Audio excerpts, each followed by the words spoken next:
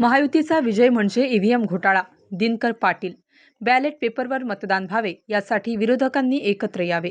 मतदार पाठीशी असताना आमचा पराभव होऊच कसा शकतो? नाशिक पश्चिममध्ये भाजपच नव्हे तर ईव्हीएम मशीनचा विजय झाला आहे. भाजपसह महायुतीतील पक्षांनी देशातील लोकशाही नेस्तनाबूत करण्यासाठी राज्यात ईव्हीएम घोटाळा केला आहे, याची चौकशी व्हायलाच हवी. याशिवाय आगामी निवडणुका बॅलेट पेपरवर घ्याव्यात या मागणीसाठी राज्यातील सर्व विरोधी नेत्यांना एकत्र यावे, अशी मागणी माजी नगरसेवक दिनकर पाटील यांनी पत्रकार परिषदेत केली. नाशिक पश्चिम विधानसभा मतदारसंघात मनसेच्या तिकिटावर लढलेल्या दिनकर पाटील यांना तिसऱ्या क्रमांकाची अवघे 46,649 मते मिळाली. भाजपच्या आमदार सीमा हिरे यांनी तब्बल 68,177 मतांनी विजय साकारत या मतदारसंघात हॅट्रिक साधली. मात्र हा विजय भाजपचा नसून ईव्हीएम मशीनचा असल्याचा आरोप केला. पाटील म्हणाले, राज्यात ज्यांचा पराभव अशक्य आहे अशा अनेक दिग्गज नेत्यांचा पराभव झाला. नाशिक पश्चिम विधानसभा मतदारसंघात आमदार सीमा हिरे यांच्याविषयी मतदारांमध्ये प्रचंड नाराजी होती. प्रचारादरम्यान ती आम्हाला दिसून आली. याशिवाय मतदारसंघातील सर्व गावांनी मनसेला पाठिंबा दिला होता. मतदारसंघातील तरुण, महिला, पुरुष, ज्येष्ठ हे सर्व पाठीशी असताना पराभव होणे ही न पटणारी बाब आहे. महायुतीने ईव्हीएम मशीन घोटाळा करून विजय साध्य केला आहे. या विरोधात राज्यातील सर्व विरोधी नेत्यांनी एकत्र येऊन आवाज उठवायला हवा. तसेच आगामी निवडणुका या बॅलेट पेपरवर घ्याव्यात ही मागणी लावून धरायला हवी, असेही दिनकर पाटील यांनी स्पष्ट केले. या संदर्भात आपण काय सांगाल? त्या निवडणूक कशा जिंकल्या? खरं तर पूर्ण महाराष्ट्रभर जे घडलंय ते अतिशय वाईट घडलेलं आहे. महाराष्ट्रातल्या जनतेला हे मान्य नाही आहे. याच्यामध्ये ईव्हीएम मशीन मॅनेज करून संपूर्ण महाराष्ट्रामध्ये 235 जागा कोणी जिंकू शकत नाही. हे आतापर्यंत कधीच घडलेलं नाही आहे. आणि सीमाताई त्याच्यातच त्याच ईव्हीएम मशीनमधूनच निवडून आलेल्या आहे. आपण सगळे साक्ष आहात. सीमाताई हिरेंवर एवढी नाराजी असताना सीमाताई हिरे आज निवडून आलेल्या नाही, फक्त ईव्हीएम मशीनमुळे निवडून आलेल्या आहे. अण्णा, आपला पराभव झाला या निवडणुकीत, तर या पराभवाची आपण कारणे-मीमांसा कशी करणार? आपण निवडणूक का बरं हरला असं तुम्हाला वाटतं? मी तुम्हाला हेच सांगतो, मी निवडणूक हारलेलो नाही. आपण सगळे साक्ष आहे. माझ्याबरोबर लाखो लोक होते, लाखो सगळ्या जाती धर्माची माणसं होती.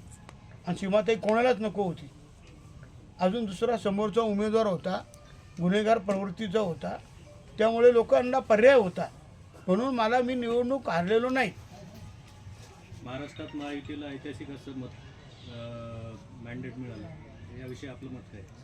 ईव्हीएम मशीन, फक्त ईव्हीएम मशीनमुळे त्यांनी मॅनेज करून ते निवडणुका जिंकलेले. आता विरोधी पक्षांनी काय करायला पाहिजे? विरोधी पक्षांनी एकत्र यायला पाहिजे.